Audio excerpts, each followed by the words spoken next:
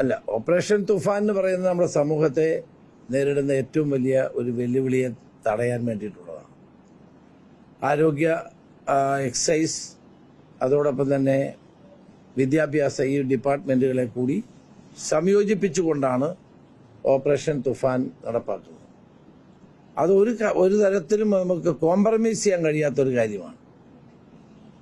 എല്ലായിടത്തും പോലീസ് അതിസമർത്ഥമായി ഈ മയക്കുമരുന്നിന്റെ വ്യാപനത്തെ തടയാനുള്ള നടപടികൾ കൈക്കൊള്ളുകയാണ്.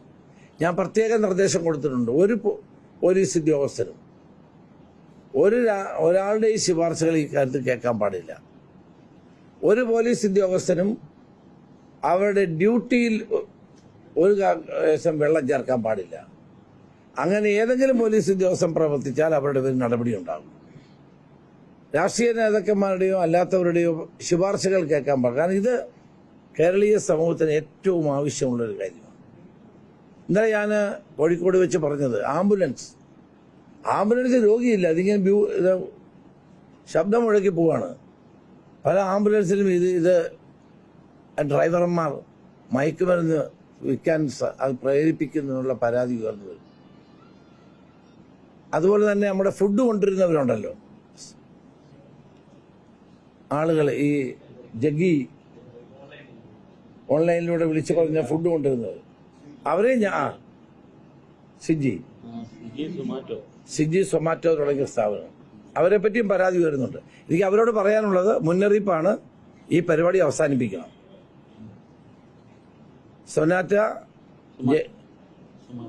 സൊമാറ്റോ അതോടൊപ്പം തന്നെ സ്വിഗ്ഗി, ഈ വലിയ പരാതികൾ ഉയർന്നു വരുന്നുണ്ട്. അവരാണ് ഇതിനെ പലയിടത്തും ഇത് കൊണ്ട കൊടുക്കുന്നത്.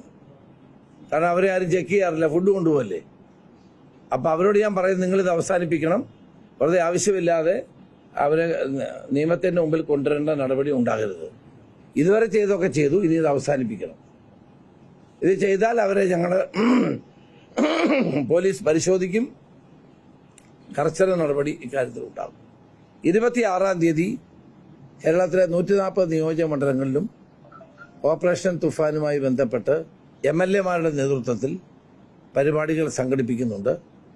ഇതിന് പ്രതിജ്ഞയെടുക്കുകയും അതോടൊപ്പം തന്നെ തെരഞ്ഞെടുക്കപ്പെട്ട ഒരു സ്കൂളിൽ ഓരോ നിയോജക മണ്ഡലങ്ങളിലും അന്താരാഷ്ട്ര മയക്കുമരുന്ന് വിരുദ്ധ ദിനമാണെന്ന് ഈ ജൂൺ 26 അന്ന് എല്ലാ നിയോജക മണ്ഡലങ്ങളിലും പരിപാടി ഉണ്ടാകും. MP-മാർ പങ്കെടുക്കും, MP-മാർ പങ്കെടുക്കും, പഞ്ചായത്ത് ജനപ്രതിനിധികൾ ഉൾപ്പെടെയുള്ള എല്ലാവരെയും അതിൽ പങ്കെടുപ്പിച്ചുകൊണ്ടുള്ള ജനകീയ മുന്നേറ്റമായി ഓപ്പറേഷൻ തുഫാൻ മാറ്റാനാണ് ഉദ്ദേശിച്ചത്.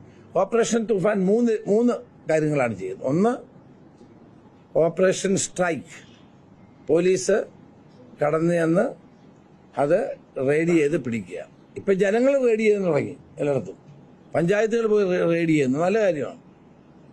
പോലീസ് റെയ്ഡ് ചെയ്ത് ലഹരി ഉൽപ്പന്നങ്ങൾ പിടിക്കുന്നു, നിരോധിത പുകയില ഉൽപ്പന്നങ്ങൾ പിടിക്കുന്നു, മയക്കുമരുന്ന് പിടിക്കുന്നു. ഇതുവരെ ഞങ്ങൾ കഴിഞ്ഞ 17 ദിവസമായി 15 കോടി രൂപയുടെ അടുത്ത സാധനങ്ങൾ പിടിച്ചിട്ടുണ്ട്. വർത്ത് 15 കോടി രൂപ വില വരുന്ന ഈ മയക്കുമരുന്ന് സാധനങ്ങൾ പിടിച്ചെടുത്തിട്ടുണ്ട്. അതുപോലെ തന്നെ 3000-ത്തിലധികം ആളുകളെ അറസ്റ്റ് ചെയ്തിട്ടുണ്ട്. രണ്ടാമത്തേത് തുഫാൻ വാരിയേഴ്സ്, എല്ലാവരെയും വാരിയേഴ്സ് ആക്കുന്നു. അതിൻ്റെ ആദ്യത്തെ വാരിയേഴ്സ് മോഹൻലാലാണ്. ഇന്നലെ ഞാൻ കുറച്ച് മത നേതാക്കളെ കണ്ട് അവരെയൊക്കെ ഓപ്പറേഷൻ തുഫാൻ വാരിയേഴ്സ് ആക്കിയിട്ടുണ്ട്. കേരളത്തിലെ എല്ലാ SPC കുട്ടികളും തുഫാൻ വാരിയേഴ്സാണ്. ഇപ്പം ജനങ്ങളൊട്ടാകെ തുഫാൻ വാരിയേഴ്സായി മാറണം. പത്രപ്രവർത്തകരടക്കമുള്ളവർ തുഫാൻ വാരിയേഴ്സായിട്ട് മാറണം. ഇത് നിർത്തണമെങ്കിൽ അങ്ങനെ ചെയ്താൽ മാത്രമേ മതിയാവൂ. മൂന്നാമത്തേത് തുഫാൻ കെയർ. കാരണം ഇത് ഉപയോഗിച്ചു കാലാകാലങ്ങളിൽ മയക്കുമരുന്ന് ഉപയോഗിക്കുന്ന ആളുകൾക്ക് പെട്ടെന്ന് ഇത് നിർത്തുമ്പോഴുണ്ടാകുന്ന വിഡ്രോവൽ സിൻഡ്രം ഉൾപ്പെടെയുള്ള അസുഖങ്ങൾ വന്ന ആളുകളുണ്ട്. അവരെ ട്രീറ്റ് ചെയ്യാനുള്ള നടപടിയും ഞങ്ങൾ കൈക്കൊള്ളും. അങ്ങനെ 3 ഘട്ടമായിട്ടാണ് ഇത് ചെയ്യുന്നത്. 3 ഘടകങ്ങളാണ് ഇതിനകത്തുള്ളത്. ഓപ്പറേഷൻ തുഫാൻ ഒരു വൻപിച്ച വിജയമാണ്. കേരളത്തിലെ ജനങ്ങൾ ഇത് ഏറ്റെടുത്തിരിക്കുന്നു. ഇതിനകത്ത് ജാതിയോ മതമോ രാഷ്ട്രീയമോ ഒന്നുമില്ല. ഇത് ഭാവി തലമുറയെ രക്ഷിക്കാനുള്ള ആഭ്യന്തര വകുപ്പിന്റെ ഒരു വലിയ മുന്നേറ്റം.